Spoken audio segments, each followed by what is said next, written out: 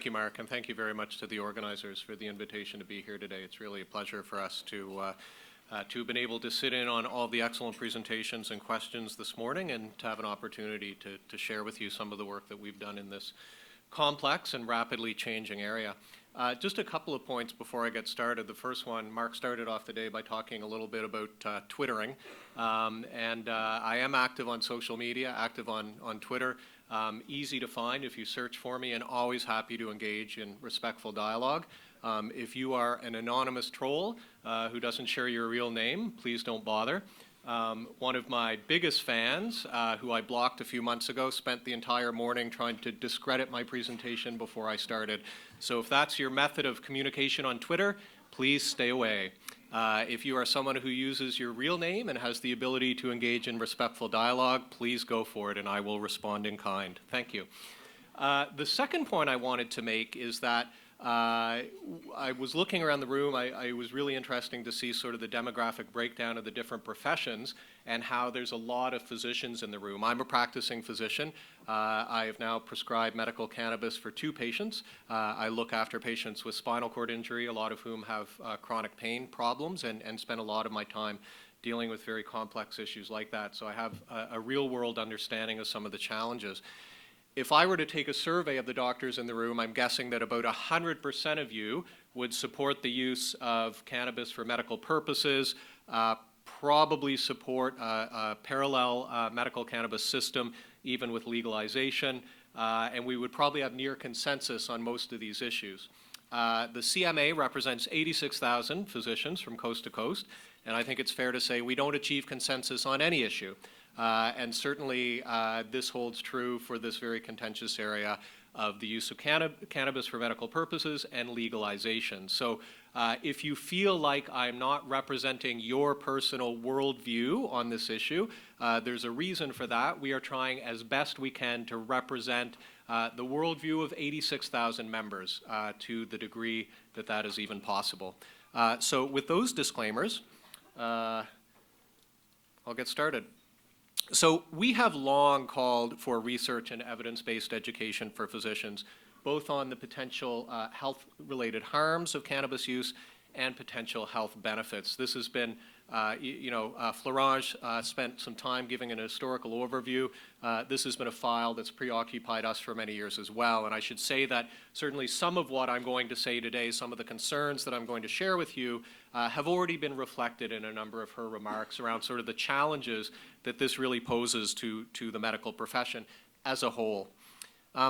With the impending legalization of cannabis, the need is even more acute now for unbiased accredited educational modules as well as point-of-care tools for physicians. And this is really, in many ways, a big focus of our work right now, is trying to bring our members up to speed on this so that when legalization occurs, they'll be able to quickly access clinical point-of-care tools to help their patients who have questions.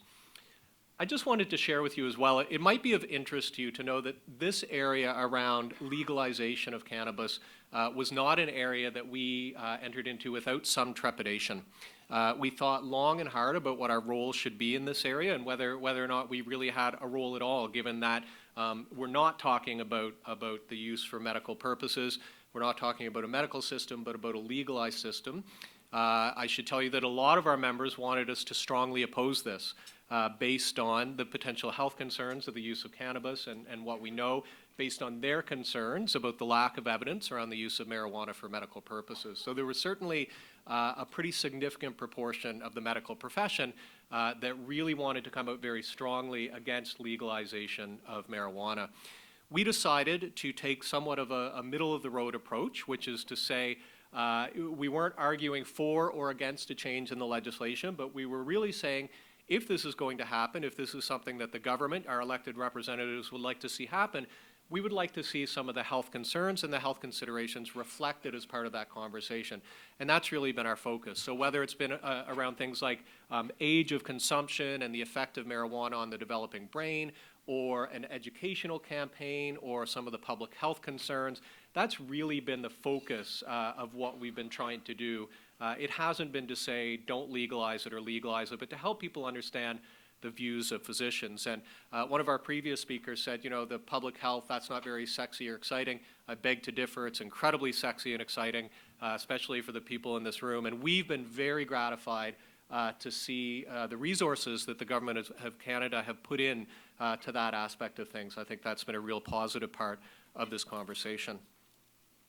So I'd like to address the CMA's perspective, particularly on these areas: prevention, treatment, harm reduction, monitoring, and surveillance, and the need for, you know, the need to really focus in those areas. The Government of Canada has made a commitment to legalize, regulate, and restrict the access to cannabis in response to the high rate of use among Canadians, especially youth, despite its current illegal status. And we know, and I'm speaking to the converted here, we know that organized crime is supported in part by high levels of use, and this has resulted in considerable harm. So whether at the societal level or whether at the clinical level and the patients that we see in our medical practice. And we know, of course, that there's considerable public support for legalization. So we've recommended that governments take a broad public health policy approach with a focus on preventing problematic use and dependence, increasing access to assessment, counseling, and treatment services, and increasing access to harm reduction services. There's an urgent need to be able to monitor the impact of legalization, and we've talked a little bit about that already, how that might happen, some of the data that needs to be collected. We've also endorsed the 2017 lower risk cannabis use guidelines. It's really important from our perspective that a public health approach will ensure that the harms associated with enforcement are not out of proportion to the direct harms caused by substance use and dependence. We'd like to see individuals diverted whenever possible from the criminal justice system to treatment and rehabilitation. And this has been a focus of ours for the past several years, including things like supervised injection sites back when they were not very popular, and back when the Federal Minister of Health was coming to our annual meetings and calling the profession unethical for supporting their use. So we have long supported the concept of harm reduction as a part of medical care. I think we all recognize as well, and it's at times the elephant in the room, that there are huge economic pressures at play as well on a whole bunch of sides, and that really needs to be considered as well. We feel that it's essential that public health objectives be central to the process of legalization and regulation. We've supported the development of regulations that prioritize a public health approach, learning from the experience of tobacco. So this includes things like plain and standard packaging, adequate content and potency labeling, comprehensive health warnings, child-proof packaging, and the prohibition of the use of appealing flavors and shapes. And we've seen already some really good steps in this regard around some of the announcements that have been made with respect to plans for packaging. We also support a risk-based approach for higher risk products. For example, those in which for which health claims are made that must meet a higher standard of review. And so this is something that we've advocated for a long time, particularly around the area of natural health products where health claims are made, where the standards for review and the level of evidence is often lower than it is for other types of health products like prescription medicine. So, you know, this isn't new for us in terms of asking for these standards, but certainly we ask for them to be applied in this area as well. So that adequate scientific evidence is really needed to support claims of health benefits. We also maintain, and I know this has been an area of significant discussion and some controversy, that there should be one system with one set of regulations for medical and recreational cannabis. And we've already heard a little bit this morning around some of the pros and cons, both during the presentations and the discussion. We strongly believe that once the Act is enforced, there really won't be a need for two separate and parallel systems. Cannabis will be available for those who wish to use it for medicinal purposes, either with or without medical authorization, and for those who wish to use it for other purposes. The medical profession does not need to authorize use once cannabis is legalized, especially given that cannabis has not undergone Health Canada's usual pharmaceutical regulatory approval process and its anticipated removal as a controlled substance from the Controlled Drugs and Substances Act. We've spoken to folks who have experienced a two-system approach in states like Washington and Colorado, and they shared with us some of the challenges that they've had in these areas. So, for example, purchasing, possession quantities, taxation levels, and the potential contribution of the gray market. We also want to make sure, and I alluded to this earlier, that we're really looking at this from a perspective of what's going to make the most sense for everybody involved, whether it's the prescribers, the other healthcare professionals, people who use it for medicinal purposes, or people who use it for other purposes, and that we're not sort of moved in one direction or another solely by financial considerations. A lot of the arguments that I hear are from folks who just by virtue of the role that they play have a vested financial interest in seeing us stay with two parallel systems.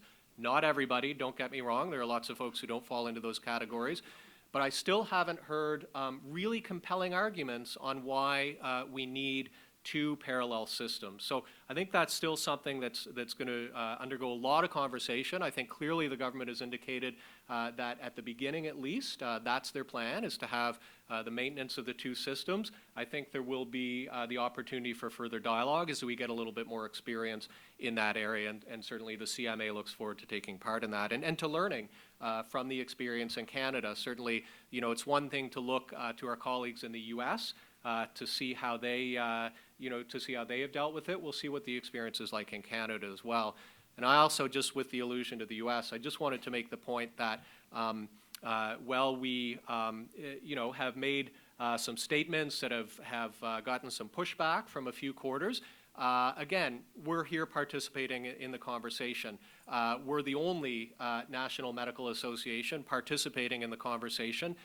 In other jurisdictions, like in the U.S., the American Medical Association does not participate in the conversation and opposes any efforts at legalization. So, again, we think even though we may disagree on some points, it's important for that physician voice to be heard. We know that patients trust physicians' knowledge and advice, and there are expectations that the physician will have the knowledge and experience to authorize cannabis, which is the current system that we have in place. But the medicinal use of cannabis has been a very challenging area of medical practice. So again, not necessarily for people in this audience who have more experience and probably, a little bit more ease in the use of cannabis, but for the average Canadian physician, I can tell you this is very, very complex. Some of the reasons have already been elaborated on.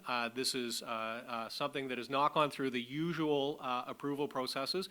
And yes, there are drugs that are used off-label, but those drugs have been proven to be safe. We know what dose to use. We know what interactions they have with other medications. Cannabis is really an outlier in this regard. So I sometimes say to members of the lay public, imagine if you're me, you're a doctor, and a patient comes to you and they say, I read about, or I have a friend who tried, it's usually a friend who tried, a new drug for my high blood pressure. And it really seems to be working for them, and I don't know what their numbers are, but they feel better. And I say, oh, that's great. Well, what do you know about this drug?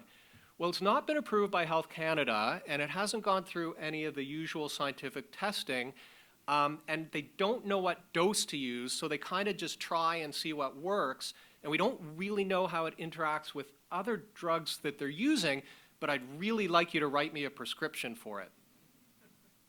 So to the average Canadian doctor, that's what that conversation sounds like, right? Again, not necessarily to the people in this room who have more experience, but to most Canadian physicians, that's the sort of situation they find themselves in. Someone comes and they say, my neighbor who has a situation which may or may not be similar to mine tried X dose of Y product in this form, and it really seemed to help with whatever condition they have, but how we measure that is, to doctors, that's anathema, right? So we've been brought up through a system where you prescribe a medication based on studies that's been proven and approved by Health Canada. That's why we get a prescription pad when we graduate from medical school, right? So we can prescribe these things.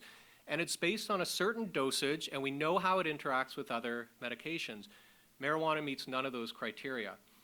Just like Florence said, the CMA is not saying it never works, you should never use it. We're saying this is very, very different than the usual sort of scenarios with which physicians are faced. Most physicians are not comfortable being gatekeepers in this sort of scenario. And as we've already heard, this wasn't something that the profession requested. In fact, we fought tooth and nail against having this role. It was really an imposition by the federal government as a result of previous court decisions. As you know, research is focused more on the harms of cannabis, and we don't know enough about its medicinal use, although we know some, and we certainly know more than we did 10 years ago. But for those of you, which is probably everyone, who follow this closely, you'll recall the very recent release of the Canadian Family Physician Guidelines saying that there's adequate evidence for use only in a very small number of conditions, and I think it was the president or someone came out and basically said doctors should not be using this, period. So very, very strongly worded and controversial for sure. The CMA recognizes, and I quote from our policy, that some patients do seem to derive benefit from cannabis. There's no question about that, whether it's subjective or objective or both. I've seen it in my clinical practice. You all have in yours as well. But it's very hard for doctors to base clinical decisions on what the medical establishment considers low quality or anecdotal evidence. Only a few of the cannabis products have met the standards for a prescription medicine. So for example, one very frequently cited systematic review and meta-analysis that was published in JAMA started with 505 potentially relevant studies, included only 79 in the final analysis, and more than 2/3 of those didn't involve the cannabis plant or individual chemical components, but rather cannabis-derived drugs. So you really see, you know, for a group of professionals that's been brought up, really inculcated in the scientific method and the need for high-level evidence, it's hard to square that circle. So the CMA has made some recommendations for physicians when considering whether or not to make an authorization for a patient for medicinal purposes. First, and we've talked a little bit about this issue of conflict of interest, so make sure that there's no financial conflict of interest where you're simply working for a company churning out these authorizations. That's obviously not good medical practice.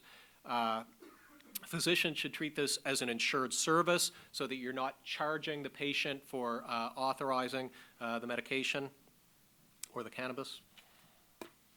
Until such time as there is compelling evidence of its efficacy and safety, physicians should consider authorizing cannabis only after conventional therapies are proven ineffective. And just personally, this has been my approach in my practice. There are a number of medicines that we use to treat different types of pain. I usually go through those. Some of them work, some of them don't. Some of them have side effects, some of them don't. And once we sort of work our way through those, then I, sort of look at other alternatives, and sometimes this is one of those. Obviously, we expect clinicians to have the necessary clinical knowledge to authorize this, and we recommend that physicians should only authorize in the context of an established patient-physician relationship. And these are many of the, the regulatory issues that you heard earlier from Florence as well. We also recommend that, obviously, that you know the patient's medical history, do a thorough physical examination, engage in a consent discussion. Consent means sharing the information with that patient that they need to make an informed decision about whether or not to take this. So known risks and benefits, potential harm reduction measures, issues like driving and working, these types of things as well. And that should be carefully documented as well. We have long drawn attention to the evidence gaps and the need for more research. So things around questions about the basic science regarding the impact on brain structure and function, impact on vulnerable groups and where the brain is still developing. We're going to hear a little bit more around specific risks to pregnant women, developing fetus, babies up to teenagers where the brain is also still in development. Factors that moderate and mediate impact. Measurement of impairment is also an area that we know requires more data. The tests that we currently have could measure certain levels, but we don't really know very well how that actually correlates to actual impairment.